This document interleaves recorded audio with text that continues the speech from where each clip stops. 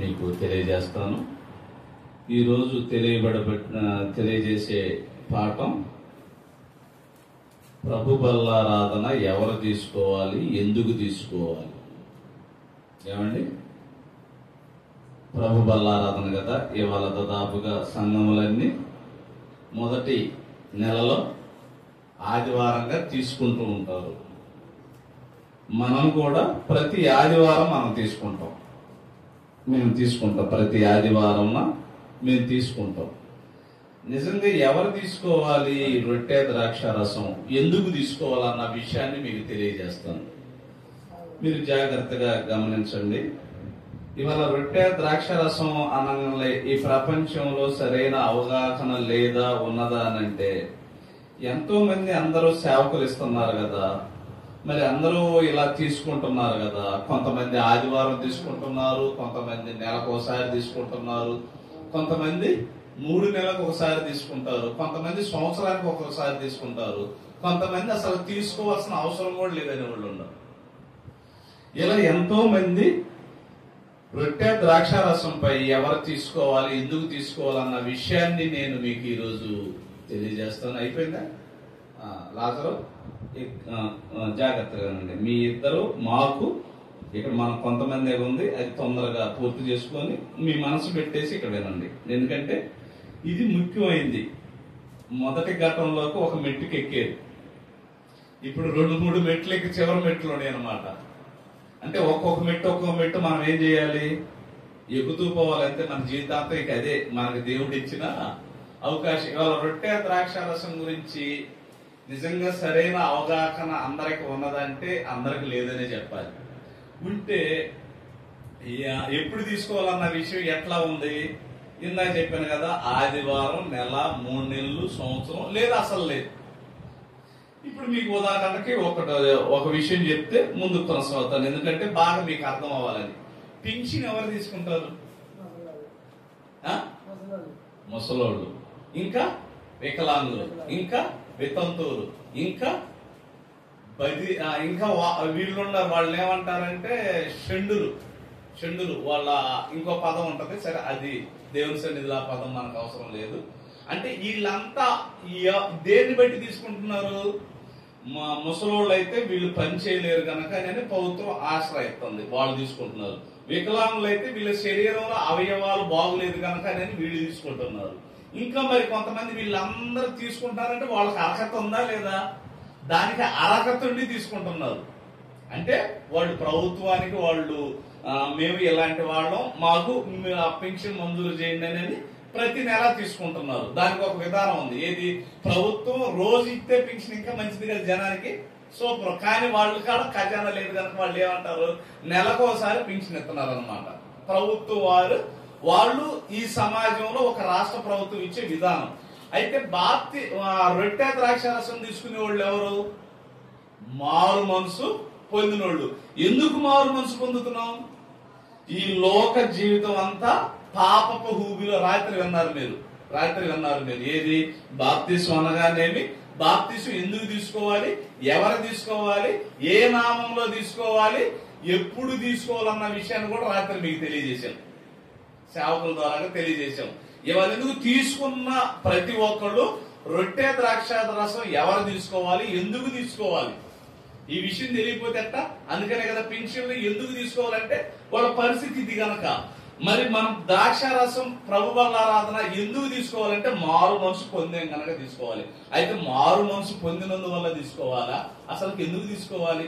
ఒక మాట చూడండి ప్రియమైన దేవుని వారారా, ఒక మాట చూడండి. లోకా సువార్త 19వ అధ్యాయం 10వ వచనం. ఈ మాట చూసుకుని మనం ముందుకు కొనసాగుదామండి. నశించిన దానిని రక్షించుటకు మనుషు కుమారుడు వచ్చినని అతను. అంటే నశించాం, ప్రతి ఒక్కరు నశించిపోయాం. దేంట్లో నశించిపోయాం? ఈ లోకంలో ఉండే ఎన్నో వాటిలో నశించిపోయాం. అంటే అభివృద్ధి అయితే అవుతున్నాం కానీ ధనంలో అభివృద్ధి అవుతున్నాం, పిల్లలను గర్భం ధరించేసేసి వాళ్ళని పుట్టించడంలో అభివృద్ధి అవుతున్నాం, ఆ కుటుంబాలకు మళ్ళీ పెళ్లి చేయడంలో అభివృద్ధి అవుతున్నాం, మళ్ళీ ఆ పిల్లలకి పెళ్లిళ్ళు చేయడంలో అభివృద్ధి అవుతున్నాం, వీటన్నిటిని అభివృద్ధి అవుతున్నాం కానీ మనం నశించిపోతున్నాం అన్న విషయం ఎంతమందికి తెలుసు? దేవంగా ఆయన ఇదిగో ఒక విధానం చేశాడు. ఏ విధానం చేశాడు? లోకస్వార్త తీయండి, మొదటి కొరింథీయులకు రాసిన పత్రిక. రొట్టె ద్రాక్ష రసం గురించి ఎవరు తీసుకోవాలి, ఎందుకు తీసుకోవాల్సిన విషయం ఎప్పుడు మనం చదువుకుంటాం కదా, ఆ మాటని మనం చూసుకొని ముందుకు కొనసాగుదాం. ప్రియమైన దేవుని వారలారా, మొదటి కొరింథీయులకు రాసిన పత్రిక 11వ అధ్యాయం 23 నుంచి. నేను మీకు అప్పగించిన దానిని ప్రభు వల్ల పొందితిని. ప్రభువైన యేసు తాను అప్పగింపబడిన ఒక రాత్రి ఒక రొట్టెని ఎత్తుకొని కృతజ్ఞతాస్తుతులు చెల్లించి దానిని విరిచి, ఇది మీ కొరకైన నా శరీరము, నన్ను జ్ఞాపకము చేసుకొనుటకై దీన్ని చేయడని చెప్పాను. అంటే ఇక్కడ ఏం చెబుతున్నాడు మనకి? రొట్టె ద్రాక్షారసం గురించి నన్ను జ్ఞాపకం చేసుకోవడానికి ఎవరిని జ్ఞాపకం చేసుకోవాలి? ఎవరిని జ్ఞాపకం చేసుకోవాలి ఏమంటున్నాడు? ఏమంటున్నాడు ఆ మాట మళ్ళీ ఒకసారి చదవండి. దానిని విరిచి, ఇది మీ కొరకైన నా శరీరము. అక్కడ ఏమంటున్నాడు? ఇప్పుడు నువ్వు శరీరం అంటే ఆ రొట్టె సాదృశ్యం అన్నమాట. ద్రాక్ష రసం అంటే యేసుక్రీస్తుల వారి రక్తం. ఈ రెండు ఏం చేయాలంటున్నాడు? ఏం చేయాలంటున్నాడు? నన్ను జ్ఞాపకం చేసుకున్నట్టకై. ఏమన్నాడు? నన్ను జ్ఞాపకం. ఎవరో నన్ను జ్ఞాపకం చేసుకోవడానికి ఏం చెబుతున్నాడు? యేసుక్రీస్తుల వారు శిష్యులకు చెప్తున్నాడు. ఏమని? నన్ను జ్ఞాపకం అంటే ఆయన ఉన్నాడు కదా, ఆయన ఉన్నాడు ఇప్పుడు వాక్య రూపంలో అయితే ఉన్నాడు, కానీ ఆయన ఎక్కడున్నాడు? తండ్రి కుడిపాశ అని ఉన్నాడు. ఆనాడు శిష్యులు ఉన్నప్పుడు శిష్యులకి ఇదిగో అందరు పరిశుద్ధాత్మ ద్వారా అభిషేకింపబడ్డారు. అభిషేకింపబడిన తర్వాత వాళ్ళు ఎలాగా ఆయన జ్ఞాపకం చేసుకోవాలంటే ఆయన ఇదిగో నాయన, ఇదిగో శిష్యులు చెప్తున్నాడు, నా శరీరం ఇదిగో రొట్టె, ఇదిగో నా రక్తం ద్రాక్ష రసం, ఇది నన్ను జ్ఞాపకం చేసుకోండి. ఎందుకు జ్ఞాపకం చేసుకోవాలి? ఇదిగో ఈ శరీరం చూసినప్పుడు, ఈ రక్తం చూసినప్పుడు నేను మీకు జ్ఞాపకం రావాలి. ఎవరన్నా జ్ఞాపకం అట్లా చేసుకుంటున్నారా? ఎలా జ్ఞాపకం చేసుకుంటున్నారు? రొట్టె అంటే కొంతమంది రొట్టెలాగా తీసుకుంటారు, ద్రాక్ష రసం అంటే కొంతమంది ద్రాక్ష రసం లాగా తీసుకుంటారు. ఇంకా ఈ రెండుని చూసేసి ఏం జ్ఞాపకం వీళ్ళకి? వీళ్ళు చేసిన పాపాలు జ్ఞాపకం. అసలు ప్రభు వల్లారాధన ఈ మాట ఎక్కడన్నా చెప్పాడా? నన్ను జ్ఞాపకం చేసుకోండి అన్నాడు. దేని జ్ఞాపకం చేసుకోవాలి? యేసుక్రీస్తుల వారు బ్రతికిన 33.5 సంవత్సరంలో ఆయన బ్రతుకు ఎలాగుంది, ఆయన ఎలాగ బ్రతికాడు భూమి మీద, ఆయన కష్టాలతో కన్నీళ్లతో వేదనతో ఎందుకు బ్రతికాడు? అనేక మందిని రక్షించాలి. నశించిపోతుంది. ఎవరు నశించిపోతుంది? ప్రతి మనిషి నశించిపోతున్నాడు. ఆ నశించిపోయిన వారిని ఏం చేయాలి? వెతకి రక్షించాలంటే మీరు మీ స్వశక్తితో అయితే మీరేం చేయలేరు. మీ స్వశక్తితో అయితే ఏమి చేయలేరు. ఎందుకు? నన్ను జ్ఞాపకం చేసుకోండి. ఎందుకు జ్ఞాపకం చేసుకోవాలంటే ఆయన ప్రేమ, కోపం. యేసుక్రీస్తుల వారిని ఏమన్నారు? దయ్యాలు పట్టిన వారు అన్నారు. ఈయన అసలు ఇలాంటి పాపుల్లో ఎలాంటి ఆయన అసలు లేరని అన్నారు. ఇంకా ఎన్నో విధాలుగా యేసుక్రీస్తుల వారిని అన్నారు. అయినా కూడా యేసుక్రీస్తుల వారు ఏం చేశాడు? వీరేమి చేయుచున్నారు, వీరి వెలుగుల తండ్రి వీరిని క్షమించి. ఆయన వచ్చిన పని గుర్తు పెట్టుకున్నాడు. ఆయన తండ్రి దగ్గర నుంచి భూమికి వచ్చిన పని ఏంటి? పాపం తీసివేయాలి. పాపం తీసేసి అనేక మందిని వెతికి రక్షించాలంటే ఆయన కలకాలం ఉండడుగా భూమి మీద. ఆయన శరీరంతో ఆయన మనం ఈ భూమి ఉన్నంత కాలం ఆయన ఉంటాడా? ఉండడు. ఆయన మాటలను చెప్పాడు శిష్యులకి ఆయన మాటలు చెప్పేసి ఇదిగో మీరు మాదిరికరంగా ఇలా చేయండి అన్నాడు. ఇలా చేస్తూ దేనికి ఉపయోగం అని అంటే కింద చదవండి. ఆ ప్రకారమే భోజనమైన పెంపటే. ఏ భోజనం? భోజనం అన్న అక్కడ ఏంది? రొట్టె ద్రాక్ష రసం. ఇది భోజనం అయిపోయింది. అయిపోయిన పెమ్మట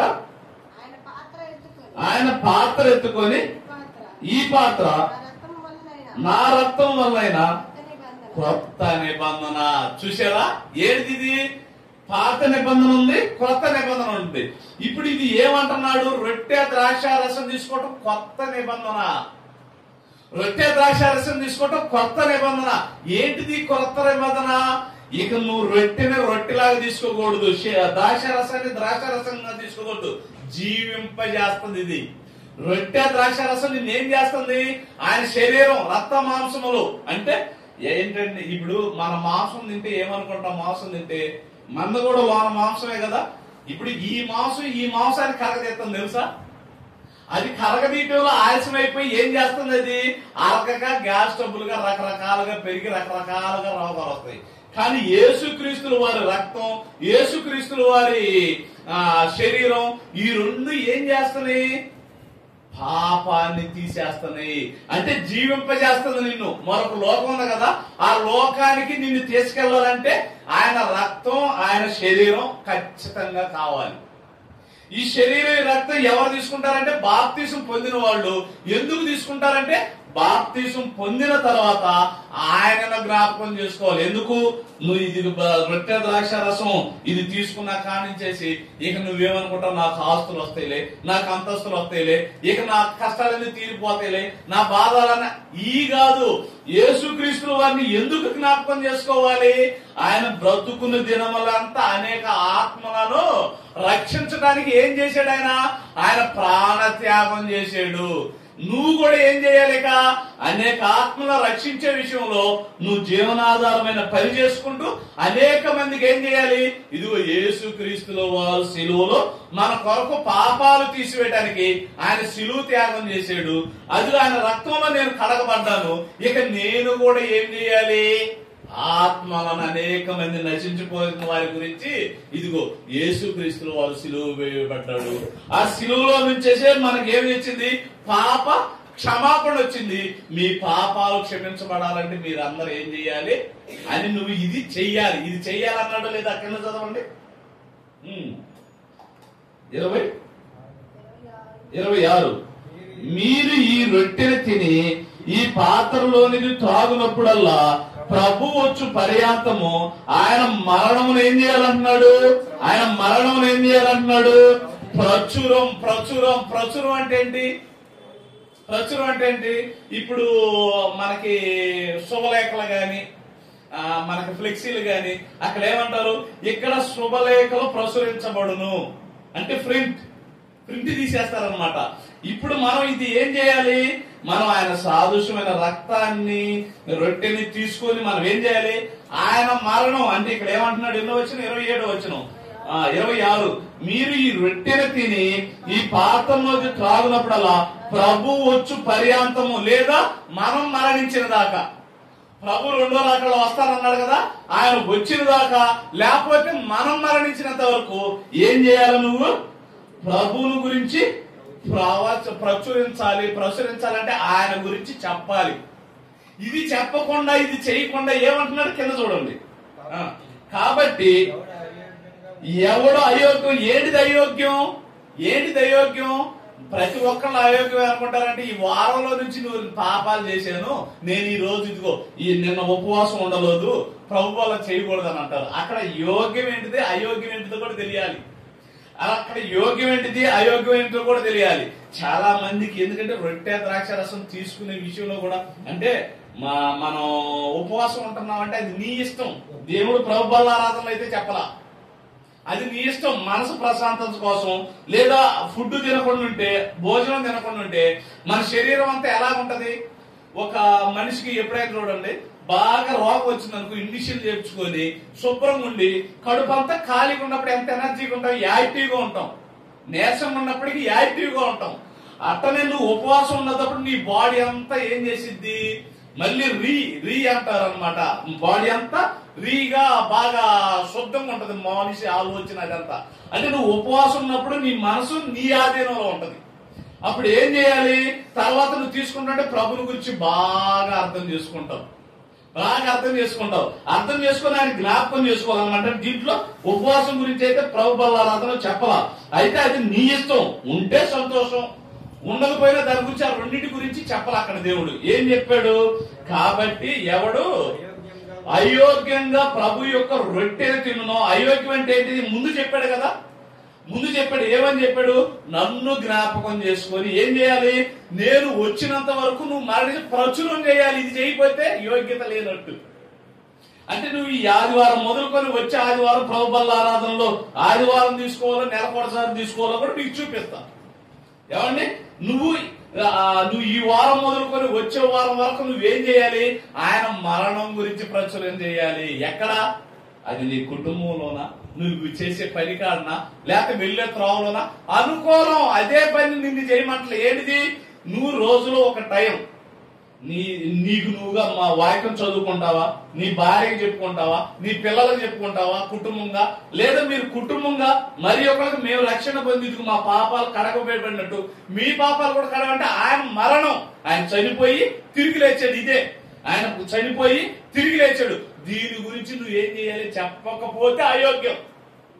అదిగో అదే చెబుతున్నారు చూడండి. కాబట్టి ఎవడు అయోగ్యంగా ప్రభు యొక్క రొట్టెని తినునో లేక ఆయన పాత్రలోది తాగునో వాడు ప్రభు యొక్క శరీరమును గుర్చియో రక్తమును గుర్చియో అపరాధి. అక్కడే చెబుతున్నాడు చూడండి, సరిగ్గా చూడండి. ఆ మాట చూడండి, ఎంత చక్కగా మనకి దేవుని వాక్యం ఎంత చక్కగా చెబుతున్నాడు. ఏమంటున్నాడు? కాబట్టి ఎవడు అయోగ్యముగా ప్రభు యొక్క రొట్టెని తినునో లేక ఆయన పాత్రలోది తాగునో వాడు ప్రభు యొక్క శరీరమును గుర్చియు రక్తమును గుర్చియు అపరాధి అగును. కాబట్టి ప్రతి మనుషుడు తనను తాను పరీక్షించుకోవాలి. నీకు నువ్వు పరీక్షించుకోవాలి. ఈ వారంలో నేను దేవుని గురించి ఎంతమందికి చెప్పాను?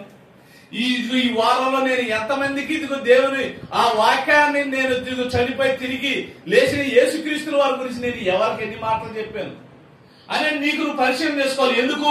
ఈ మాటలు చెబుతున్నావా, లేదా అత్త కోడల మధ్య తగాదలు పెడుతున్నావా, లేదా నువ్వు గొడవలకు వెళ్తున్నావా? ఏంటి నువ్వు ఆదివారం నుంచి ఆదివారం దాకా ఏ ప్రచురం చేస్తున్నావు? పాప సంబంధమైన ప్రచురం చేస్తున్నావా, వాక్య సంబంధమైన ప్రచురం చేస్తున్నావా? ఏది ప్రచురం చేస్తున్నావు నువ్వు పరిశీలన చేసుకోవాలి. అంటే యోగ్యత ఉన్నదా లేదా, యోగ్యుని తీసుకోవడానికి లేదా యోగ్యుని కాదా అనని. ఏమన్నా డబ్బులు ఖర్చు పెట్టమంటే బాధ గాని, లేదా సంపాదించి పెట్టమంటే కష్టం గాని, చనిపోయి తిరిగి లేచాడని చెప్పడానికి నీకు వారంలో ఎక్కడా కుదరదా? అది యోగ్యత. ఆ యోగ్యత కలిగి ఈ వారంలో ఎవరన్నా కానీ నీకు మారు మనసు గాని బాప్తీసం తీసుకోవడానికి సిద్ధపడి వాడి గురించి ఏం చేయాలి? నువ్వు శనివారం సాయంత్రం ప్రార్థన విజ్ఞాపనతో ఇదిగో దేవా వీళ్ళు మారాలి ప్రభు, తొందరగా రక్షణలోకి రావాలని నువ్వు ఉపవాసం ఉండి ప్రార్థన చేస్తావు. ఉపవాసం లేకుండా ప్రార్థన చేస్తావు. తెల్లారు ఏం చేయాలి? నువ్వు ఆదివారం పూట నువ్వేం చేయాలి? ప్రభు బలారాధనలో చెయ్యాలి. ఆ కొరిన చదవండి, మీకు ఒక సందర్భాన్ని మీకు చెప్తాను. ఆ కొరవ చదవండి. కాబట్టి ప్రతి మనుషుడు తనను తాను పరీక్షించుకోవాలి. ఒకరినొకరు పరిశీలన చేయకూడదు. అమ్మ నువ్వు ఉపవాసం ఉండాలి వల్ల ప్రభు బలారాధన చేయడానికి కానీ నువ్వు జరగకూడదు. తనను తాను నువ్వు ఇవాళ బలారాధన ఉంది, రాత్రి ఉపవాసం ఉండావా, ఇది చేసావా అది చేసావు కాదు. అసలు ఆ సంగతి నీకు ఇక్కడ చెప్పాలా. ఒకటి నీకు నువ్వుగా ఏం చేసుకున్నావు పరిశీలన చేసుకోవాలి. ఏమన్నాడు? కాబట్టి ప్రతి మనుషుడు తనను తాను పరీక్షించుకున్న వలను అలాగూ చేసి ఆ రొట్టెని తిని ఆ పాత్రలోనిది తాగవలెను. అంటే నువ్వు రొట్టె ద్రాక్షారసం తీసుకోవాలంటే ఇది ప్రాసెస్, ఇది బైబిల్ సమాధానం, ఇది దేవుడు పరిశుద్ధాత్మ ద్వారాగా చెప్పబడింది. ఇవాళ ఉన్నవాళ్ళు ఎట్లా చేస్తున్నారు? శనివారం రోజు ఉపవాసం ఉండి నెలకోసారి ఉపవాసం ఉండి నువ్వు వెళ్ళి ప్రభు బలారాధన తీసుకుంటావంటే అంటే నీకు ఇది ఆజ్ఞ ఇది చేస్తున్నావు. రొట్టె రసం తీసుకోవడానికి ఒక నెలలో ఒకసారి చేస్తున్నావు తప్ప మరి ప్రచురం ఎవరు చేస్తారు? అంటే ఈ ప్రచురం చేయని వాళ్ళంతా ఎవరు? యోగ్యులు కాదు, అయోగ్యులోళ్ళు. అదే అన్నాడు, ఆయన మరణాన్ని ప్రకటించే వాళ్ళు యోగ్యులు, ఆయన మరణాన్ని ప్రకటించిన వాళ్ళు అయోగ్యులు. మరి ఈ లెక్కలో అయోగ్యులు ఎంతమంది ఉన్నారు, యోగ్యులు ఎంతమంది ఉన్నారు? అందరూ అయోగ్యులే. ఎందుకంటే ఇది చేస్తున్నారు, నెలలో ఒకసారి ఇది చేస్తున్నారు తప్ప దాంట్లో దేవుడు ప్రభు బలారాధన గురించి చెప్పబడింది చేస్తున్నారా? చేయకపోగా ఏం చేస్తున్నారు? ఆ విషయాన్ని కూడా మహానుభావుడు పౌలు గారు సంఘానికి, కొరింథీలో ఉన్న సంఘానికి చెబుతున్నాడు. ఎందుకు ఇట్లా సంఘంలో కూడుకున్న వాళ్ళకి ఎలా చెబుతున్నాడో ఆ రోజు మహానుభావుడు పౌలు గారు కూడా కింద చెబుతున్నాడు చూడండి అలాంటి వాడి గురించి. కాబట్టి ప్రతి మనుషుడు తనను తాను పరీక్షించుకోవలేను, అలాగూ చేసి ఆ రొట్టెని తిని ఆ పాత్రలోనిది తాగువలెను. ప్రభు శరీరమని యోచింపక తిని త్రాగువాడు తనకు శిక్షా విధి కలుగుటకే తిని త్రాగుచున్నాడు. ఇందువలన మీలో అనేకులు బలహీనులను రోగులై ఉన్నారు. చూసారా, చాలా మంది ఏం చేస్తున్నారు, ఇది తెలియక తన శిక్ష తానే చేసుకుంటున్నాడు. అంటే నువ్వు వాక్యం చూసి వాక్యంలో ఉన్న అర్థాన్ని గ్రహించి రొట్టె ద్రాక్ష రసం ఎందుకు తీసుకుంటున్నావు నువ్వు తెలియకుండా నీ శిక్షకి నువ్వే వేసుకుంటున్నావు. అంటే దేవుడు వేసే శిక్ష ఎవరికి? నీ శిక్షకి నువ్వే అన్ని పునాదులు వేసుకుంటున్నావు. ఆ వేసుకున్న తర్వాత ఏమంటున్నాడు ఆయన? ఇలాగ చేసేవాళ్ళు ఏమయ్యారంట, ఆనాడున్న కొరింథీ సంఘంలో ఏమయ్యారంట వాళ్ళు? ఇందువలనే చాలా మంది, ఇందువలనే మీలో అంటే ఆనాడున్న కొరింథీ సంఘంలో అనేకులు బలహీనులను రోగులై ఉన్నారు. బలహీనులు అంటే ఏంటి? ఈ విషయాన్ని నువ్వు తెలియకుండా బలహీన పడిపోయి రోగస్తుడయ్యావు. బలహీన రోగం అనే మాట ఎందుకన్నాడంటే, ఇప్పుడు చాలా మంది ఏం చేస్తారంటే దేవుని దగ్గరకు వచ్చిన తర్వాత, దేవుని మారు మనసు పొందిన తర్వాత ఇది చెయ్యాల్సిన పని చెయ్యరనమాట. అది ఎట్లా అంటే దానికి వివరణ చెబుతాను నేను. ఇప్పుడు మనకు ఒక రోగం వచ్చింది, బలహీనత వచ్చింది, శరీరంలో అనారోగ్యం వచ్చింది. అనారోగ్యం వచ్చిన తర్వాత మనం డాక్టర్ కాడికి వెళ్ళాం. ఏమంటే డాక్టర్ కాడికి వెళ్ళాం. డాక్టర్ కాడికి వెళ్ళిన తర్వాత ఏం చేస్తాడు డాక్టర్? మందులు ఇస్తాడు, బిళ్ళలు ఇస్తాడు. అన్ని ఇచ్చిన తర్వాత ఇంటికి వచ్చిన తర్వాత వీళ్ళు వేసుకోరు. అర్థమైందా? ఇంటికి వచ్చిన తర్వాత ఏం చేస్తారు? డాక్టర్ ఇంజక్షన్ చేసేళ్ళే ఇక తగ్గిపోతారని చెప్పేసి ఈ బిళ్ళలో ఇవన్నీ పక్కన పెట్టేస్తారు. పక్కన పెట్టేసేసి సంతోషంగా చేసుకుంటుంటారు. ఇక నాకు తగ్గిపోయింది, ఇక బిళ్ళలు వద్దు, ఏం వద్దులని నేర్చుకుంటారు. వీళ్ళు 2 రోజుల తర్వాత ఏమవుతారు? వీళ్ళు మళ్ళీ బలహీనులు, రోగులుగానే ఉంటారు. ఎందుకు? తాత్కాలికంగా ఉపశాంతికి అయితే ఇంజక్షన్ చేసాడు కానీ నువ్వు మిగతా టైం నీకు చెప్పిన రోజులు ఏం చేయాలి? బాడీలో ఉన్న ఇన్ఫెక్షన్ పోయిన దాకా ఏం చేయాలి? నువ్వు 2 పూట్ల బిళ్ళలు వేసుకోవాలి తగ్గినాక. ఎందుకు అనుకుంటున్నావు? వాళ్ళు ఒక వారం రోజులు డైలీ కోర్స్ అని ఎందుకు ఇచ్చేది? నీలో ఉన్న ఆ కలుషం అంతా ఒక రోజుతో పోదు. నీలో ఉన్న కలుషం అంతా, రోగం అంతా ఒక వైరసే కదా. జ్వరం అంటే ఒక వైరస్, డెంగ్యూ అంటే ఒక వైరస్, చికెన్ గున్యా అంటే వైరస్. ఒక్కొక్క వైరస్ పోవడానికి కొన్ని టైం ఉంటది. దానికి డెంగ్యూ ఉందనుకో నెల దాకా పోదు తెలుసా. నెల దాకా చికెన్ తినొద్దు, మాంసం తినొద్దు, ఏటికి కూడా దూరం ఉండు, అన్న లిమిట్ గా తిను, అరిగేది తిను, అరగం తినొద్దు అంటారు. ఎందుకు? అది నెల రోజుల దాకా మన ఒంట్లోని వైరస్ ఉంది. ఆ వైరస్ చంపడానికి నెల రోజులు కోర్సు ఇస్తాడు. నువ్వు ఇది పక్కన పెట్టేసి 2 రోజులు విషయాలు అని చెప్పేసి చికెన్ తింటే చాలా మందికి ఇదే. ఈ జ్వరాలు వచ్చినప్పుడు ఏమవుతుంది అనుకుంటా? లివర్ పసికర్లు అవటం. ఆ లివర్ పసికర్లు వచ్చేసి నీకు వచ్చింది ఒక వైరస్ అయితే ఈ వైరస్ అంతా లివర్ మీద పడి ఏం చేసింది? లివర్ దెబ్బతీసింది. లివర్ దెబ్బతీస్తే బాడీలో చాలా ప్రమాదం, బాడీలో ఉన్న అవయవాలన్నిటికీ. మరి ఈ ప్రభు బల్లారాధనలో రొట్టె రాసం తీసుకునే వీళ్ళు కూడా అప్పుడు ఏంటి? సంఘంలో వాళ్ళు ఇక మేము బాప్తిసం తీసుకున్నాంలే, ఇంకేం ఇబ్బంది లేదు అని చెప్పేసి ఇక రావటం, సమాసంగా కూడుకోవటం, ఇవన్నీ మానుకున్న వాళ్ళ గురించి ఏమంటున్నాడు? ఆనాడు కొరింథీలో ఉన్న సంఘస్థులారా, వచ్చినోళ్ళకే కదని చెప్పేది. ఇప్పుడు రానోళ్ళకి ఏం చెబుతాం? వచ్చిన వాళ్ళు చెబుతుంటే ఇంట్లో కొన్ని బాధలు రావచ్చు, కొన్ని హెచ్చరికలు రావచ్చు, కొన్ని ఆనందం వచ్చింది. రానోళ్ళ గురించి మాకు చెబుతున్నా ఏంటంటే నువ్వు భవిష్యత్తులో రాకుండా మానేస్తావనేది నీకు హెచ్చరిక అన్నమాట.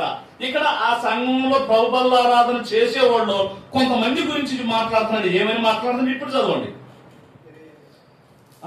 ఇందువలనే మీలో అనేకులు బలహీనులను రోగులై ఉన్నారు, చాలా మంది నిద్రించున్నారంటే ఏంటి? అసలు తీసుకోకుండా మానేసిన వాళ్ళు చాలా మంది ఉంటారు కదా. బాప్తిసం తీసుకున్న తర్వాత కొన్నాళ్ళు వచ్చేసి బలహీనులుగా రోగులైపోయి ఇక బలహీనులు రోగులైన తర్వాత ఏం చేస్తారు? చచ్చిపోతారు. శరీరం గురించి ఎంత సైకాలజీ సైన్స్ చెబుతున్నాడు చూడు దేవుడు. చచ్చిపోతారు కదా. వీళ్ళు చచ్చిపోవడం అంటే శాశ్వతంగా చచ్చిపోవడం కాదు, లోకంలో కలిసిపోవడం. ముందు బలహీనులుగా అవుతారు, బలహీనంగా వచ్చి ఏముందని అనుకుంటారు. ఇక రోజు గడిచే కొంత ఏమనుకుంటారు? లోకంలో కలిసిపోయి మళ్ళీ యథావిధిగా ఉంటారు. అలాగా ఆనాడు చాలా మంది ఉన్నారు. మిమ్మల్ని మీరు పరిశీలన చేసుకుంటే మీరు అలా కాదని అంటున్నారు. చూడండి, అక్కడ చదవండి. అయితే మనలను మనమే విమర్శించుకునే ఎడలా తీర్పు పొందకపోదుము. మనము తీర్పు పొందిన ఎడలా లోకంతో పాటు కాదు, లోకంతో పాటు మనకు శిక్ష విధి కలుపుకున్నట్లు ప్రభు చేత శిక్షింపబడుతున్నాము. కాబట్టి నా సహోదరులారా, భోజనము చేయుటకు మీరు కూడి వచ్చినప్పుడు ఒకరినొకరు కనిపెట్టుకుని ఉండుడి. మీరు కూడి వచ్చుట శిక్షా విధికి కారణం కాకున్నట్లు ఎవడైనాను ఆకలిగొని ఎల్లా తన ఇంటకు భోజనం చేసి నేను వచ్చినప్పుడు మిగిలిన సంగతులు క్రమపరుతును. అంటే ఇప్పుడు ఇవాళ అనేక మంది ఏం చేస్తున్నారు, వాళ్ళకి ఎందుకు కూడుకుంటున్నారు, ఎందుకు ప్రభు బలారా? నీ శిక్షకి నువ్వు తీసుకోవడానికి, నువ్వు చేసుకోవటం ఎందుకు? చాలా మంది అంటుంటారు కదా, చాలా మంది ఒక్కొక్క విషయాలు అంటుంటారు. ఏంది, అరే నీకు చక్కగా నేను మంచి చదువులు చదివించిన తర్వాత మంచి ఓందతనంలో మంచి సంసార సాంప్రదాయం కలిగిన అమ్మాయిని చేద్దామంటే నువ్వేంటిరా ఈ పిచ్చి పని చేసావు? ఏ పిచ్చి పని? కాలేజీలకు వెళ్ళినప్పుడు, రూట్లు వెళ్ళినప్పుడు అమ్మాయి నచ్చో అబ్బాయి నచ్చో లవ్ చేసుకొని ఏం చేస్తారు, ఈయన తీసుకొచ్చి నేను ఈయన్నే చేసుకుంటాను, నువ్వు చస్తావా బతుకుతావా అని అంటారు. ఈడు చెప్పి చెప్పి సాగిపోయి ఏమంటాడు, నీ సావు నువ్వు సావు వెళ్ళిపోరా. అంటే ఇప్పుడు తను జీవితం బాగుంది, తనకు హ్యాపీ. ప్రేమ పెళ్ళలు వీలైనంత వరకు మంచి సంబంధాలు ఏమండవు. వీళ్ళు నెల 2 నెలలు వాళ్ళ కోరికలు దిగినంత వరకు బాగుంటాయి. తర్వాత ఏం జరుగుతుంది?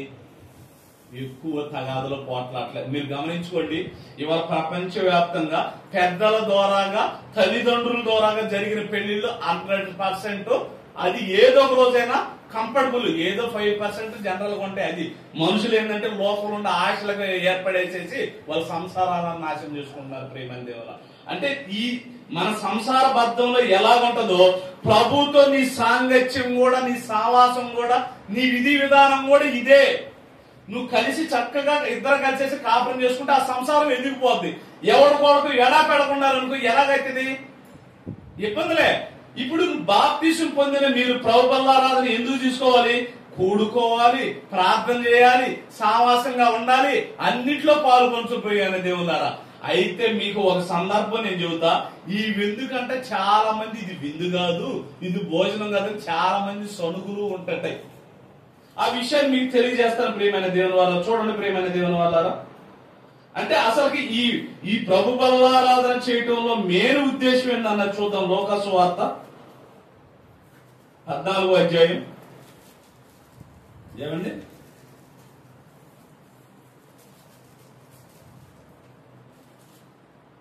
లోకాసు వార్త 14వ అధ్యాయం 15 నుంచి. లోకాసు వార్త 14 అందరు తీసారా? అందరు తీయండి. ఎందుకంటే ఇక్కడే మనకి ఇవాళ ప్రభు బలారాధన చేసేవాళ్ళకి ప్రతి ఒక్కడే చాలా వివరంగా ఇక్కడ యేసుక్రీస్తుల వారు సందర్భాన్ని ఉపమానంగా చెబుతున్నాడు. ఎందుకంటే ఇవాళ చాలా మందికి ఈ విషయాలన్నీ తెలియదండి. తెలియక వాళ్ళే శిక్షార్కులు అయిపోతున్నారు. అది వాళ్ళకి తెలియదు. చచ్చిన మరుక్షణం, ఈ శరీరం విడిచిన మరుక్షణం అయ్యో ఎంత పాపం చేశాము. ఎన్నిసార్లు చెప్తున్నా మేము వాక్యాన్ని చదవలేదు, చెబుతున్న వాళ్ళు వినలేదు. ఎందుకు మా బ్రతికినప్పుడు నువ్వు తలకు కొట్టుకున్న గెంగరాలు కొట్టుకున్న ఒకసారి పెళ్ళైన తర్వాత విడిచిపెట్టేసారనుకో, వెళ్ళి స్టేషన్లో కేసు పెడితే ఆడగుతురు ఏమవుతుంది? బలానం ఆస్తి పంచు ఎందుకు చేసుకున్నారో నువ్వు ఆయనకి వాళ్ళు ఏం చేస్తారు? మగాన్ని ఇబ్బందుల పాలు చేస్తారు. ఎందుకు? నీకై నువ్వు చేసుకున్న దానికి తగిన శిక్ష అనుభవించు, చచ్చిందాక అది మంచి అయినా చెబరైనా అనుభవించటమే. ఇక్కడ మన సందర్భాన్ని తెలియజేస్తున్నా చూడండి. లోకాసు వార్త 14వ అధ్యాయం 15 నుంచి. ఆయనతో కూడా భోజన బంతికి కూర్చుండే వాడిలో ఒకడు ఈ మాటలు విని దేవుని రాజ్యములో భోజనము చేయవాడు ధన్యుడని ఆయనతో అన్నాడు. ఏది? భోజన బంతిలో కూర్చున్నారు. మీకు తర్వాత చివరికి వచ్చేలాగా అర్థమైంది. ఒకసారి చెప్పినా కూడా మీకు తిరిగి ఉండదు. దేవుని వాక్యం అంతే కదండి. ఇప్పుడు మనం భోజనాలకు వెళ్ళాము, భోజనాలకు వెళ్ళి ముందుగానే మనకు పెరుగు పరాణం ఎత్తడం అనుకో, మనకు అసలు ఏమన్నా తిన్నట్టు ఉండదా? తిన్నట్టు ఉండదు. ముందు ఏం చేయాలి? ఇస్తరాకు వేయాలి, ఇస్తరా తర్వాత చట్నీ వేయాలి, చట్నీ తర్వాత కూర వేయాలి, కొద్దిగా అన్నం పెట్టి అది తిన్న తర్వాత మళ్ళీ అన్నం పెట్టించుకొని సాంబార్ వేసి తర్వాత మళ్ళీ పెరుగు వేసుకొని తర్వాత పరమాణం తిని తర్వాత కిళ్ళి ఇచ్చారనుకో, అబ్బా బ్రహ్మాండం పెట్టారయ్యా భోజనం అని అంటారు. ఇప్పుడు దేవుడు కూడా ఒక సందర్భం చెప్పినప్పుడు చివరి దాకా, అందుకని మొదట్లో చెప్తే థ్రిల్ ఉండదు, ప్లస్ వాక్యం అర్థం కాదు. మనం చివరిదాకా దాన్ని చాలా జాగ్రత్తగా అబ్జర్వ్ చేస్తేనే మనకు మంచి దేవుడు ఎంత గొప్ప సందర్భాలు మనకు తెలియజేసాడు అనుకుంటాం. ప్రియమైన దేవుడు వారు చదవండి. ఆయనతో కూడా అంటే యేసుక్రీస్తుల వారితో కూడా భోజన పంక్తిలో కూర్చున్న వారిలో ఒకడు ఈ మాటలు విని దేవుని రాజ్యంలో భోజనము చేయువాడు ధన్యుడని ఆయనతో చెప్పగా ఆయన అతనితో ఇట్లా అన్నాడు. ఆ భోజన పంక్తిలో ధన్యుడు అన్నామంటే ఇట్లా అన్నాడు, ఒక మనుషుడు గొప్ప విందు చేయించి అనేకులను పిలిచెను. విందు కాలమందు అతడు ఇప్పుడు సిద్ధమై ఉన్నది రండని పిలువబడి వారితో చెప్పుడకై తన దాసుని పంపెను. అయితే వారందరూ ఏక మనసుతో నెపములు చెప్పి సాగిరి. మొదటివాడు అంటే వాళ్ళు చెప్పిన తర్వాత వాళ్ళు నెపాలు చెబుతున్నారు. ఏమంటే అందరు పిలిచాడంట. అందరు పిలిచాడంటే ఒక పెళ్లి జరుగుతుంది అనుకో, చుట్టాలను పిలుచుకుంటారు, బంధువులను పిలుచుకుంటారు, పిల్లలను పిలుచుకుంటారు, బంధువులైన వారిని అందరు పిలుప. ఏమంటే పెళ్లికి ఈయన పిలవరానంటే శత్రువుని కూడా పిలుస్తారు. శత్రువుని కూడా పిలుస్తారు. ఎందుకు? పెళ్లి అనగా ఎప్పుడన్నా ఒకసారే కదా జరిగేది. మనం ఎందుకు పిలవకుండా ఉండాలి? ఎన్నెన్నో ఉంటే ఈ పెళ్లి చేసేంటి అని అంటారు. ఈయన కూడా ఒక సందర్భాన్ని చెబుతున్నాడు. ఒక ఆయన ఏమంటున్నాడు, భోజన పంక్తిలో కూర్చున్నాడు, దేవుని రాజ్యంలో భోజనం చేయవాడు ధన్యుడని చెప్పగా ఆయనతో అతనితో ఇట్లా అంటున్నాడు, ఒక మనుషుడు గొప్ప విందు చేయించి అనేకులు పిలిచాడు. అంతే కదండి, చాలా గొప్పడు కదా, విందు చేయించాడంట, అందరిని పిలిచాడంట. పిలిచిన తర్వాత విందు కాలం అందు చూడండి అంటే పిలిచినప్పుడు వస్తామని అన్నారు.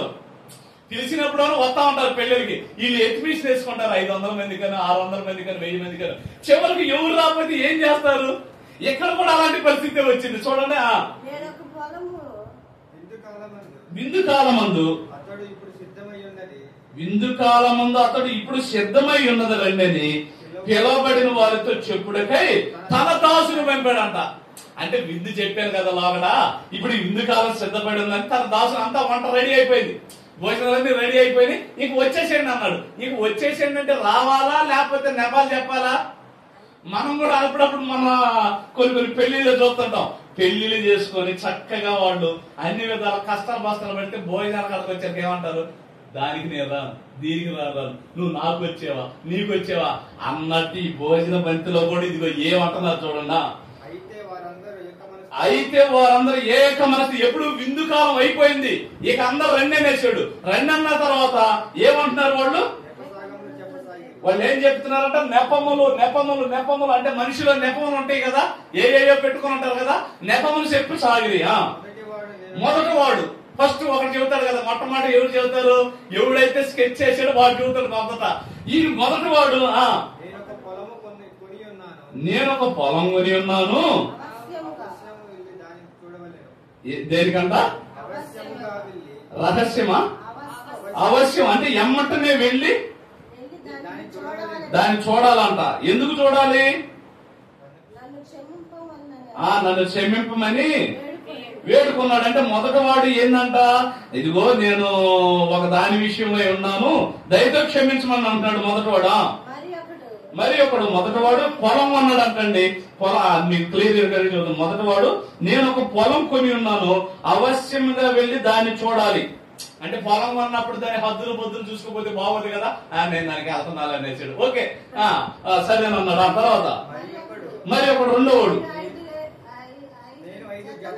నేను 5 జతల ఎడ్లను కొని ఉన్నాను, వాటిని పరీక్షింప వెళుతున్నాను. అంటే ఏంటి, ఈయన 5 జతల ఎద్దులు కొన్నాడు.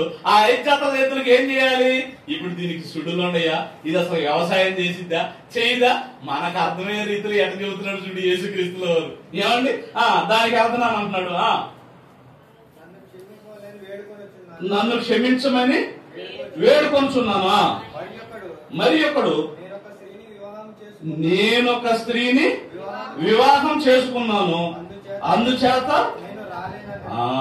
నేను రాలేదను. తర్వాత వచ్చిన తర్వాత చూద్దాం. మీకు ఈ 3 ఒక్కసారి వింటాం. అంటే అది తర్వాత మాట్లాడదాం, బాగుంటది. నువ్వు పొలం ఉన్నదాకేమంటున్నావు, దేవా నాకు కనీసం పొలం కూడా లేదు ప్రభువా, నాకు జనాలు అందరూ కొంత ప్రభువా అని అంటున్నావా? ఇచ్చాడు. ఇచ్చిన తర్వాత ఇప్పుడు దేవుడు ఏమయ్యాడు? దేవుడు పక్కకు పోయాడు. ఈయన ఆలోచనలోకి ఎవరు వచ్చారు? ఈయన ఆలోచనలోకి పొలం వచ్చేసింది. మరొకటికి ఏమొచ్చింది? ప్రభువా ఇదిగో నేను పొలం దున్నుకోవడానికి అందరికి ట్రాక్టర్లు ఉండి అయ్యుండి నాకు కనీసం ఎద్దులు అంటే 5 జతలు ఎద్దులు అభివృద్ధి పరిచాడు. ఇప్పుడు దేవుడు ఏమయ్యాడు? దేవుడు పక్కకు పోయాడు.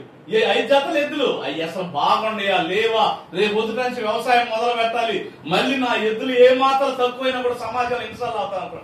మరి ఒకడేంది పెళ్లి చేసుకున్నాడంట. పెళ్ళైందాక సేవకులు ఏమంటారు, పిల్లలు మాట్లాడండి, పిల్లోడు మాట్లాడండి, మంచి కట్నాలు మాట్లాడండి, మా కొలపోడు మాట్లాడండి అంటారు. ఇప్పుడు ఈ పెళ్లిళ్ళు అయిన తర్వాత ఈ పెళ్లిళ్ళు చేసుకున్న వాళ్ళు ఏం చేస్తారు, నేను పెళ్లి చేసుకున్నది రాలేదు.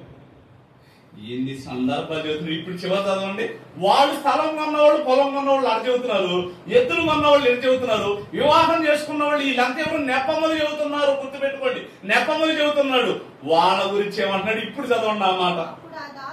అప్పుడు ఆ దాసుడు, అదే కదా పిలిచాడు కదా, పిలవబడిన వాళ్ళు తొందర రండి, అయిపోయింది భోజనం అంతా సిద్ధపాటు అయిపోయింది రండి అన్నాడు కదా. వాళ్ళు ఈ నెప్పమలు చెప్పే వాళ్ళకి చెబుతున్నాడు, వాళ్ళతో చెబుతున్నాడు. ఏమని చెబుతున్నాడు? అప్పుడు ఆ దాసుడు తిరిగి వచ్చి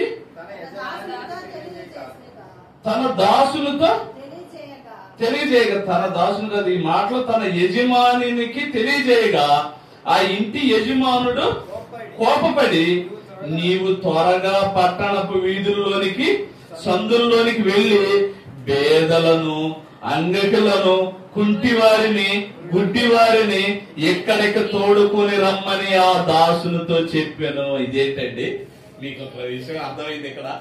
ఇదేంటి, ముందు అనేక మంది వస్తారు, వచ్చిన తర్వాత నా రోగాలు తీయాలంటారు, నా బాధలు పోవాలంటారు, అన్ని పోవాలంటారు. ఇవన్నీ ఏం చేశారు వీళ్ళు విడిచిపెట్టేసి వాళ్ళ పనుల్లో చూసుకుంటున్నారు. వాళ్ళ పనుల్లో చూసుకుంటుంటే ఈ విందు సిద్ధం చేసిన ఈయనేమంటున్నాడు, యజమాని కాడికి వచ్చాడు కదా, దాసులు చెప్పాడు కదా, అయితే మీరు ఒక పని చేయండి అన్నాడు. ఏం పని అంటే ఏం పని చెబుతున్నాడు? నువ్వు త్వరగా వెళ్ళు, పట్టణపు వీధుల్లోకి సందుల్లోనికి వెళ్ళు, పేదలను, అంగకులను, కుంటివారిని, గుడ్డివారిని ఇక్కడ తోడుకొని రమ్మని ఆ దాసునితో చెప్పగా, అంతటా దాసుడు, ప్రభువా నీకు ఆజ్ఞాపించినట్లు చేసి తిని గాని ఇంకనూ చోటు ఉన్నదని చెప్పిను. అంటే ఆయన ఆజ్ఞాపించినట్టు వాళ్ళు రాకపోయినప్పటికీ ఇదిగో కుంటివారిని, గుడ్డివారిని, అంగకుల్ని, పేదలైన వారిని వాళ్ళ చేసుకొచ్చినప్పుడు ఇంకా ఉందంట భోజనం. ఇంకా ఉంటే ఏమంటున్నాడు?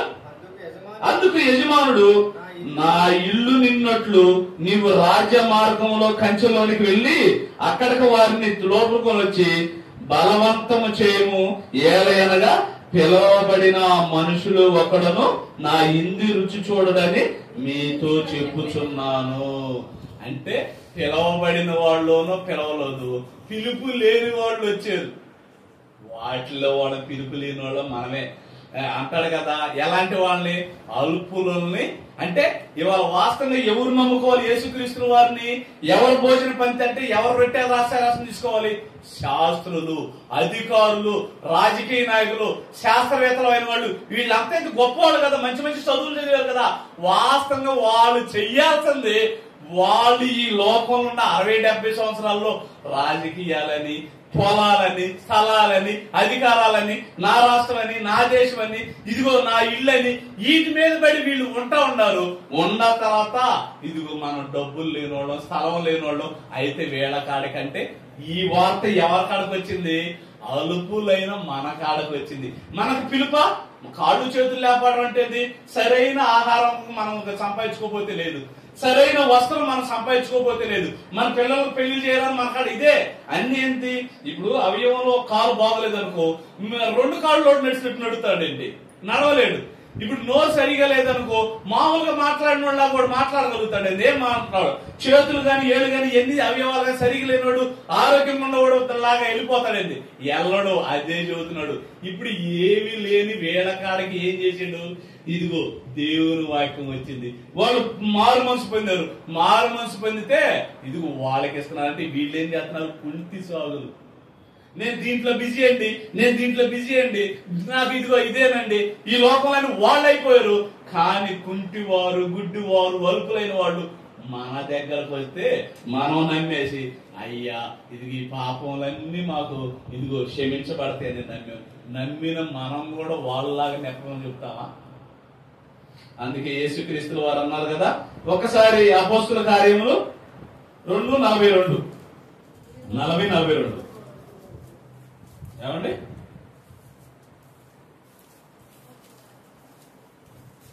అపోస్తుల కార్యములు 2వ అధ్యాయం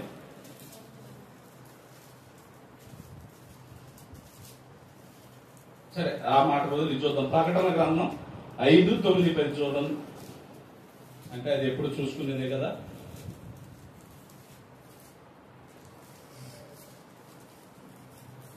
ఏమండి? ప్రకటన గ్రంథం 5వ అధ్యాయం 9-10. ఆ పెద్దలు నువ్వు ఆ గ్రంథమును తీసుకొని దాని ముద్రను ఇప్పుటకు యోగ్యుడు, నీవు వధింపబడిన వాడివై నీ రక్తమిచ్చి ప్రతి వంశములోను ఆయా భాష మాట్లాడే వారిలోను ప్రతి ప్రజల్లోను ప్రతి జనములోను దేవుని కొరకు మనుషులను కొని మా దేవునికి ఒక రాజ్యముగాను యాజకులుగాను చేసితివి గనక వారు భూలోకమందు ఏలుదురని కొత్త పాట పాడుదురు. అంటే ప్రతి వంశంలో ఆయా భాషలు మాట్లాడే వారిలో ఇప్పుడు వాళ్ళ నుంచేసి ఎవరు పిలుస్తున్నారు? ఎవరు పిలుపు? యేసుక్రీస్తుల వారు వచ్చేసి రైతులు వచ్చేసి మేరమ్మ నిన్ను గాని లాజరు నిన్ను గాని ఎప్పుడన్నా మొన్నటి రైతులు గాని ఈ మధ్య రైతులు వచ్చేసి ఎప్పుడన్నా యేసుక్రీస్తుల వారు గాని పరిశుద్ధాత్మ దేవుడు గాని తండ్రి అయిన దేవుడు గాని అమ్మ మీరు బాప్తిసం తీసుకోండి అని ఏమైనా చెప్పాడా? అగపడ్డా? నిజం చెప్పండి. ఎలాగ నువ్వు బాప్తిసం తీసుకున్నావు తెలుసా? ఆ రోజు శిష్యులకైతే యేసుక్రీస్తుల వారు పక్కనే ఉన్నాడు. ఆ లోగడ తరాలైతే తండ్రి అనే దేవుడు దేవదూతం ద్వారా మాట్లాడాడు. ఇవాళ నువ్వు బాప్తిసం తీసుకోవాలంటే డైరెక్టర్ గా వచ్చి అదంతా ఊహగానాలు. దేవుడు వాక్యం ఏమని సెలవిస్తుందో ఒక్కసారి చూడండి ప్రియమైన దేవుని వాళ్ళారా. ఒక్కసారి ఈ మాట చూడండి.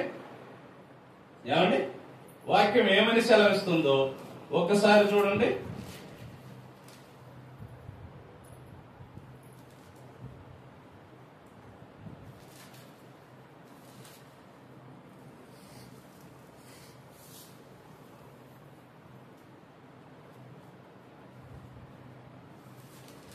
నా స్వార్థ వలన అని ఉంటుంది చూడండి.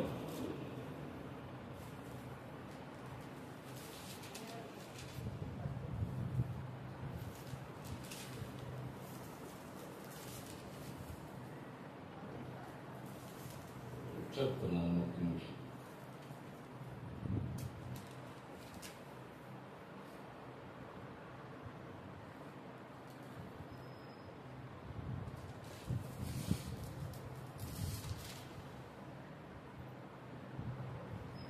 రెండవ దశలోనికి రాసిన పత్రిక 2వ అధ్యాయం 14 వచనం. 2వ దశలోనికి రాసిన పత్రిక 2వ అధ్యాయం 14 వచనం.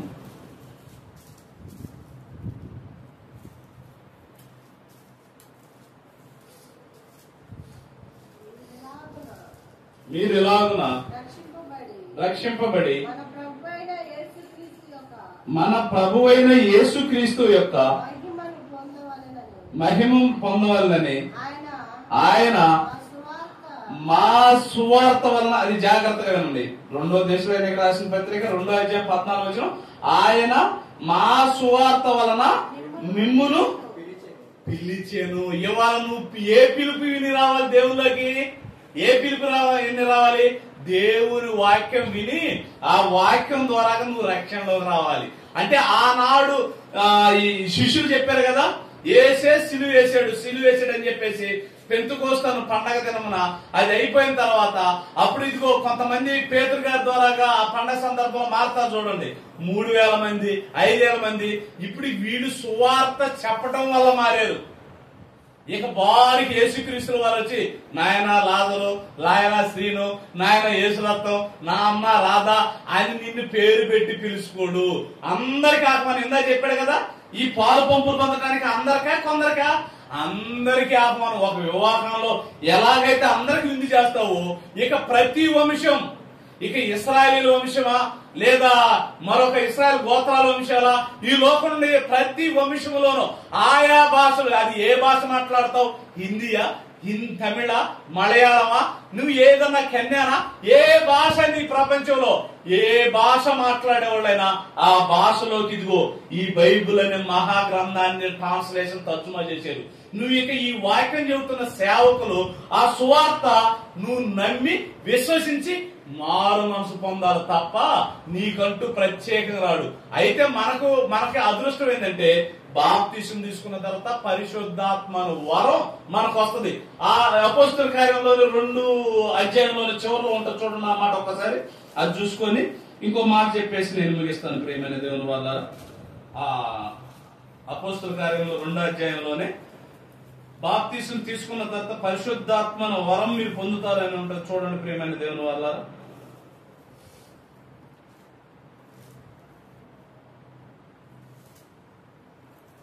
ఏమండి 38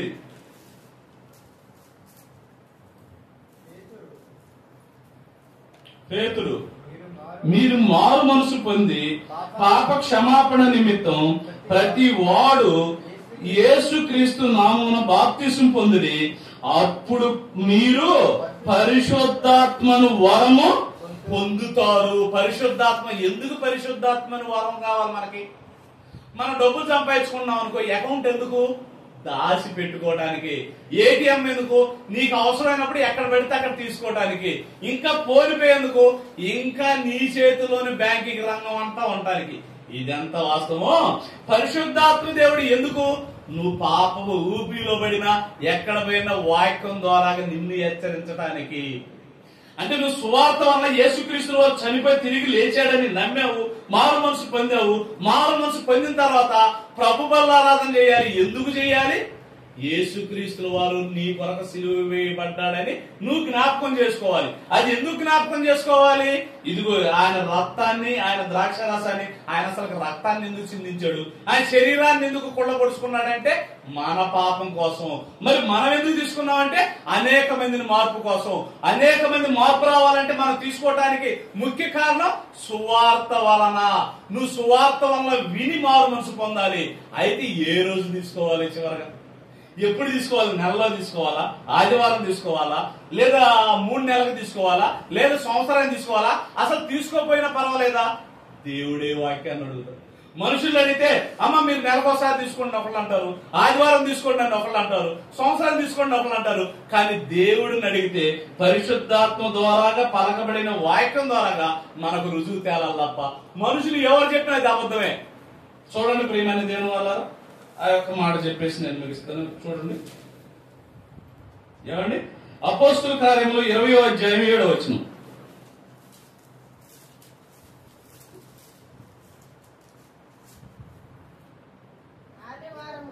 ఆదివారమున మేము రొట్టె విరుచుటకు కూడి వచ్చాము. చూసారా, మేము ఆదివారమున ఎందుకు అన్నాడు? ఇది ఎవరు పలుకుతున్నమాట? మేము ఆదివారమున. ఎక్కడన్నా నెలలో నేను చూపించమన్నాడు వాక్యాన్ని? సంవత్సరానికి అని చూపించమండి? 3 నెలలకు ఒకసారి అని చూపించమండి? బైబుల్లో లేనిది ఏది చేసినది పాపం. ఏమన్నాడు? మేము ఆదివారమున మేము రొట్టె విరుచుటకు కూడి ఉన్నప్పుడు. అంటే వీళ్ళు ఏం చేస్తారు? ఇప్పుడున్న సంఘాలు నువ్వు ఎప్పుడు కూడుకుంటున్నావు? ఆదివారం కూడుకున్నావు. ఆదివారం కూడుకున్నప్పుడు ప్రారంభ శిష్యులు ఏం చేశారు? రొట్టె విరిచాడు. నువ్వు మాత్రం ఏంటి నెలకోసారి ప్రత్యేకంగా పేర్లు మారుతావా? వాక్యానికి విరుద్ధంగా చేస్తావా? 3 నెలలకోసారి వాక్యానికి విరుద్ధంగా చేస్తావా? సంవత్సరానికి ఒకసారి వాక్యానికి విరుద్ధంగా చేస్తావా? అసలు చేయకుండా ఆజ్ఞను అతిక్రమిస్తావా? బైబిల్లో లేనిది చేయకూడదు, బైబిల్లో ఉన్నది అదే కదా. చివరిలో చూడండి, ప్రకటన గ్రంథంలో చూడండి ప్రియమైన దేవుని వల్ల. దేవుని వాక్యానుసారంగా బ్రతకపోతే మనం పరలోకంలో చేరమండి. మనం పరలోకంలో చేరన కాడికి ఎన్ని చేయటం మనకు ఉపయోగకరం కాదు. ప్రకటన గ్రంథం 22వ అధ్యాయం 18వ వచనం ఆ మాటలో చెబుతున్నాడు చూడండి. ఈ గ్రంథం ముందున్న ప్రవచన వాక్యాలు విను ప్రతి వారికి నేను సాక్ష్యం ఇచ్చేది ఏమనగా, ఎవడైనను వీటితో మరి ఏదైనాను కలిపిన ఎడల ఈ గ్రంథంలో రాయబడిన తెగుళ్ళు దేవుడు వానికి కలుగు చేయును. ఎవడైనా ఈ ప్రవచన గ్రంథమున్న వాక్యములో ఏదైనా తీసివేసిన ఎడల దేవుడి గ్రంథంలో రాయబడిన జీవవృక్షములోను పరిశుద్ధ పత్రంలోను వాళ్ళకి పాలు లేదు, ఇక వాళ్ళకి నిత్య జీవితం లేదు. దేవుడు రాయించి ఎంతో కష్టపడి ఆయా తరాల్లో ప్రవర్తన ద్వారాగా, రాజుల ద్వారాగా, ఎంతో మంది ద్వారాగా వాళ్ళు నెరవేరంది యేసుక్రీస్తుల వారు వచ్చి ప్రతి మాటను చెప్పి శిష్యుల ద్వారాగా, అందుకే శిష్యుల ద్వారా ఏమన్నాడు, వీరు అపోస్తుల బోధ యందు సావాసమందు. ఇక మీరు పద్దాకల అదిదని కాదు, అపోస్తుల బోధ అన్ని చెప్పేశారు. అపోస్తుల బోధ ఏది? యేసుక్రీస్తుల వారు చెప్పింది. యేసుక్రీస్తుల వారు చెప్పింది అపోస్తులు ఖచ్చితంగా చేశారు. ఆ బోధలో మనం లేకపోతే నిత్యాగ్ని దండన అగ్నిగుణంలో పడతాం. కాదంటారా? కాదంటారని చివరిగా ఈ మాట చూడండి ప్రియమైన దేవుని వాళ్ళ. చివరిగా ఈ యొక్క మాట చూడండి, ముగిచ్చేసుకుందాం. ఏమండి?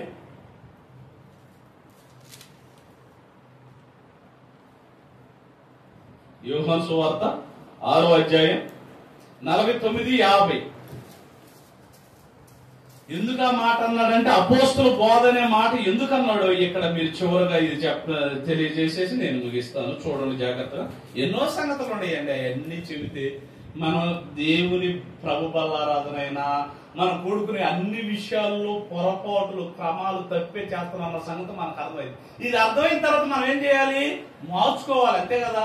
ముందు తాగడం తప్పు, అలా అని చెప్పిన మాట ఆ రోజు తల్లిదండ్రులు చెప్పి తెల్లారి చదువుతుంటే ఆడెక్క మారరా అని అంటావా, లేకపోతే మారిన గొప్పోడు అని అంటావా?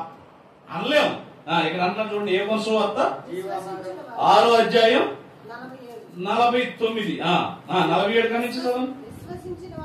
విశ్వసించిన వాడే నిత్య జీవం గలవాడు, జీవ ఆహారము నేనే. మీ పితరులు అరణ్యములో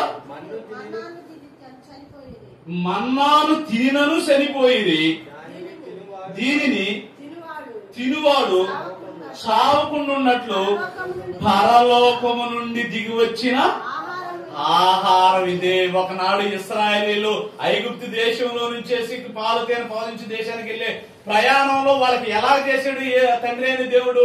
వాళ్ళకి ఇదిగో దీని చొక్కాకి మంటంట్లోదంట, చెప్పులు లేకుండా చక్కగా మన్నాతో వాళ్ళకి ఏ దిగులు ఇస్తారో లేకపోతే అయినను వాళ్ళు ఏం చేశారు? చచ్చిపోయారు. కానీ పరలోకం నుంచి దిగి వచ్చిన ఆహారం యేసుక్రీస్తుల వారి రొట్టె ద్రాక్ష రసం. ఇదే జీవాహారం, ఇదే నిన్ను బ్రతికిస్తుంది తప్ప ఇది క్రమంగా నువ్వు చేసుకోకపోతే నీకు ఏమన్నాడు? చివరిలో చెప్పాడు కదా, దీంట్లో ఒక పొల్లైనను ఒకటైనా తప్పిన నిత్యాగ్ని దండన. ఇదేంటండి? ఈ లోకంలో ఉంటే ప్రశాంతంగా ఉండేది, ఇక్కడికి వచ్చిన తర్వాత లేనిపోయింది అంటే ఈ లోకంలో మామూలుడైన దేవుల్లో ఉన్నాడని ఎన్నాళ్ళు బ్రతుకుతాడు? 60, 70, 80, మహా బ్రతికితే 100. ఇంకా 100 బతికిన తర్వాత నేను ఎవరు చూడడం. నిన్న పేపర్లోనూ ఇది ఇక్కడ వేసేసాడు, ఆడు అమెరికాలో ఉద్యోగం చేస్తా అంట పెట్టాడు, వాట్సాప్ లో పెట్టాడు ఎవరు గ్రూప్ లో. ఆడు 6 నెలలకు సంవత్సరానికి ఒకసారి వస్తాడంట. ఇది సంవత్సరానికి ఒకసారి వచ్చాక లోన ఆ ముసలామి వాళ్ళ తల్లి అస్థికలు ఉన్నాయంట, ఎముకలు అవి కంపులు వేస్తుంది. నువ్వు డబ్బు సంపాదనలో పడి లేదా రకరకాల సంపాదనలో పడేసేసి నీ కుటుంబాన్ని మర్చినా, దేవుడు మర్చినా, ఎవరు మర్చినా ఒకటే, నువ్వు సిద్ధపడిన తర్వాత టైం మెయింటైన్ చేసుకోవట్లేదు. పనులన్నీ ఎప్పుడు ఉంటానే ఉంటాయి. పనులన్నీ ఒకటే, ఈ టయానికి నేను ఈ పనులు పూర్తి చేసుకోవాలి, ఈ టయానికి ఇదిగో నాకు ఈ టైంలోకి వచ్చిన సంపాదన నాకు చాలు, ఇది ఈ టైం నుంచి దేవునికి కేటాయించాలి. ఆదివారం 10కి రాలేనా 10:30, ఇది 1 గంట దాకా ఇది దేవునికి, నేను దేవునికి సిద్ధపాడగలిగిన ఈ సమయం. ఇక ఈ సమయంలో నేను ఏది చేయను. ఇదిగో బుధవారం నా పనులన్నీ చేసుకుని ఇదిగో పలానా 8కి వచ్చేసి 1 గంట సేపు, శనివారం ఇదిగో 1 గంట. ఈ 3 గంటలు నాకేదన్నా ఇబ్బందికరంగా ఉందా? కనీసం ఇంట్లో అయినా కూడుకోవాలి. ఈ వారంలో ఈ క్రమ కూడికలతో పాటు నువ్వు దేవుని గురించి చెప్పలేదా నువ్వు అపరాధి అవుతావు. అదేంటండి మరి? ఎవడెందుకంటే ఎవడైనా అంటాడు. యేసురత్నం మనం వెళ్ళే కాటకాయనే నేను ప్రతి తిరిగే చోట దేవుని మాట మాట్లాడలేదా? ఏడన్నా కాదు అని అంటానికి ఎవరన్నా అంటారా? ఎక్కడైంది నువ్వు యేసుక్రీస్తు మాట్లాడతాడా? నువ్వు కాకపోతే ఇంకొకడు. మన రోజులు ఎంతమందిని కలుగుతున్నాం, ఎంతమందిని చూస్తున్నాం. వెళ్ళే చోట కాడైనా ఎక్కడైనా నిన్ను దేవుడి గురించి మాట్లాడితే విన్నోళ్ళు అంటూ ఉండరు. ఎందుకనుకుంటున్నారు? మీరు ఒక ఆశ్చర్య సంగతి ఏంటంటే, మనం దేవుని సంబంధంగా సత్యంగా యథార్థంగా ఉంటే మనం చూసి భయపడతారు. తెలుసా? నేను వ్యక్తి పేరు చెప్పను, మనూరి నిన్నగాక మొన్న నేను ఆ బొమ్మకాడ కొట్టుకాడకి నేను వస్తుంటే అంటే బాప్తిసం తీసుకొని కూడా అతను ఖైదీలు వేసుకుంటున్నాడు. నన్ను చూసేసేసి అది మొత్తం అక్కడ వేసేసి ఆంది నన్ను చూసేసి ఇట్లా ఎంతో మంది ఉంటారు మన ఊర్లో కానీ ఎండగాని. నువ్వు పరిశుద్ధంగా యథార్థంగా ఉంటే నిన్ను చూస్తే భయపడతావు. నువ్వు వాళ్ళలో కలిసి తిరిగావా? నువ్వు వాళ్ళలో ఒకడనే పలానోడు చూడని దేవునికి అవమానం, నీకు అవమానం, నీ కుటుంబానికి అవమానం.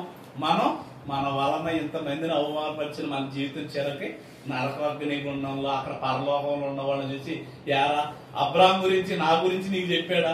ఇదిగో నా గురించి నీకు చెప్పాడా? ఇదిగో అన్నిటి గురించి చెప్పాడా? చెప్పినా కూడా మీరు మారలేదని వాళ్ళు ఎగతాలు చేస్తారు, కలకాలం ఎగతాలు చేస్తారు. ఒకరోజు ఎగతాల కోసం, నీ స్వార్థాల కోసం నీ జీవితాన్ని పాడు చేసుకోవడం మీకు అంటారా?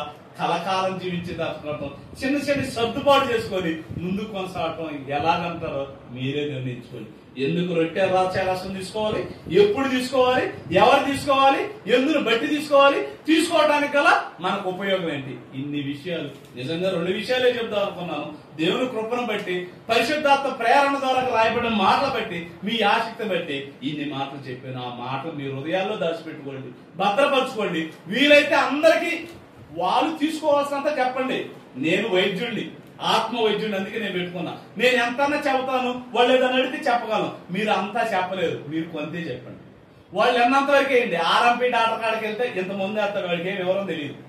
ఎంబీబీఎస్ డాక్టర్ కాడికి వెళ్తే ఇంతే వేస్తాడు, రేపు 2 గ్రాములు, ఎల్లుండి 3 గ్రాములు. అట్టాన్ని మీరు ఏ వాక్యం కూడా ఆవేశపడి ఆతృతపడి చక్క అని మాట్లాడబెట్టారు. ఎందుకంటే ఒక ఆత్మ రావాల్సిన ఆత్మ మనం ఏం చేస్తాం? మన మాటల ద్వారాగా నేను ఇక్కడైతే అన్ని మాటలు మాట్లాడే కానీ సమాజంలోకి వెళ్ళిన తర్వాత ఈ ఎన్ని మాటలు ఎందుకు మాట్లాడను? ఒకటే అవసరాన్ని పెట్టేసి ఏమన్నాడు?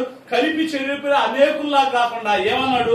అనుకూలతను పెట్టేసి వాళ్ళకి ఏం చేస్తారు? ఎంకరేజ్మెంట్ మాట పలుకునాయన అన్నారు. కనుక దేవుడు వాక్యానుసారంగా మన జీవితాలు ఉండాలని కోరుకుంటూ ఈ నా మాటలు ముగిస్తున్నాం.